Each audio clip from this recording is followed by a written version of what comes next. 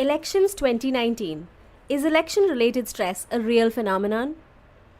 The 2019 elections are finally coming to a close, with a thumping win for the ruling party, and there's some sense of election anxiety, especially among those who supported the parties that lost the mandate. From constant information bites to family WhatsApp groups, these elections have seeped into our everyday lives. On counting days especially, the stress levels are off the charts, with some people worried about how the outcome will impact their lives. We spoke to a few mental health professionals to see if the nervousness was temporary and to find out what you can do to get through the anxiousness you may be feeling. Is this a real phenomena? What is election anxiety? First, the phrase election anxiety is problematic. Anxiety as a medical condition is the fear of the irrational, and these current election-related fears are very much real and rational. In 1997, a study of the Panchayat elections in Rajasthan threw up an interesting phenomena on elections and stress. 54 males involved in the organizing of the elections reported psychiatric issues post the event and sought professional help.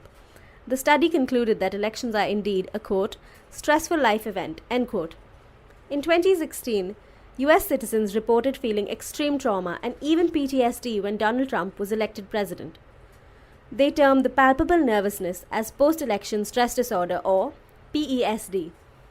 Sneha Janki, a counseling psychologist, says, and I quote, election-related anxiety is not a disorder, it's a real fear. It's not just an individual fear.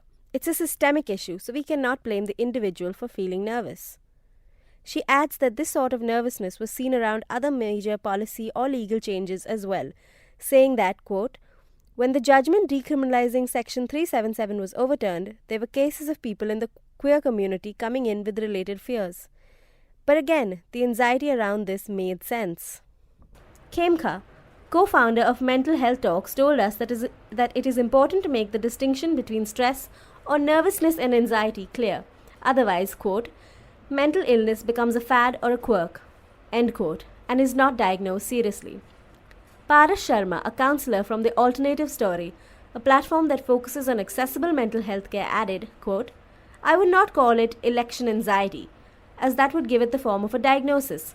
Election results can be a stressful and triggering time, given the vitiated language used by people on social media and in mainstream media sometimes, end quote. So while there is no medical disorder specifically linking elections and heightened anxiety, there are many indicators that the collective stress is real. Harsher stances against the, quote, other, the Muslim, the Dalit, the liberal, the woman, to name a few, have become normalized and have leaked into campaign narratives and policy, and these all have a direct and real impact on our lives. Gupta adds, and I quote, because of how the last 5 years have been, the fear and the anxiety are on a different kind of rise, and also because of the anticipation of what 5 more years would do to the already worsened situation, end quote. Mental health does not exist in a vacuum. Dr. Shreya Verma, a counselor from Delhi featured on ICAL's list of queer inclusive counselors, told us that while she has not seen any categorical cases, this election season is affecting us in overarching ways we cannot perceive clearly in the everyday. Besides, with a higher awareness of mental health, we may be able to name the issues we are facing, but, quote, people may not be aware of the subconscious link to election season, end quote, Verma said. Adishi Gupta, a mental health activist, added, quote, since a person's mental health is affected by their social identity, a leader's tolerance or intolerance towards a particular identity, especially when it is a marginalized one, directly affects their health, emotional, mental, and physical, end quote.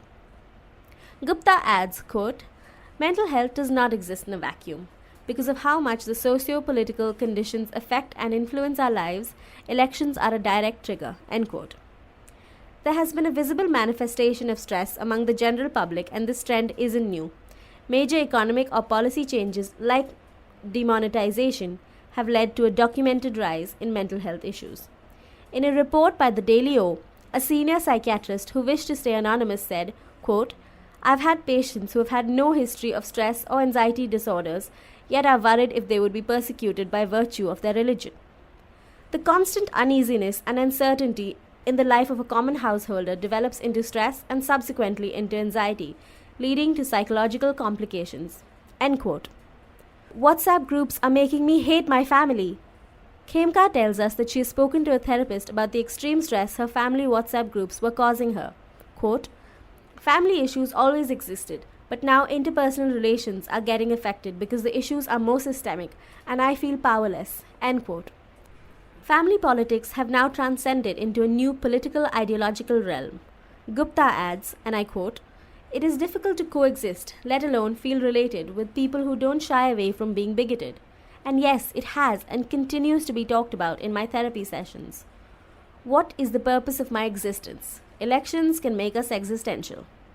Khemka adds that often issues with the election process, where one feels hopeless to a majority or even faces problems like missing names from the voter ID list, can trigger an existential crisis. She adds, quote, mental health deals with you and your existence, and finding your name missing from a voting list can make you question your worth. End quote. When one finds they cannot vote and so can't even attempt to make a difference, people with existing mental health conditions are usually worst hit. Additionally, targeted online trolling and harassment over political affiliations can affect stress levels, especially, quote, since it's done in a larger organized fashion, end quote, adds Khemka. So how do we heal? It's always a good idea to go offline when the stress feels too overwhelming and try a few grounding exercises to find your calm. Sharma conducted a helpful Twitter thread with the Blue Dawn, a facilitator of mental health care services to Bahujans, about dealing with this specific type of collective stress here. Find a space to talk about your worries, be it in therapy or otherwise. It's important to remember that the stress we feel makes sense and is real, adds Sneha Janki. But to help us deal with it, we can seek solidarity and solace through community healing with friends and chosen family.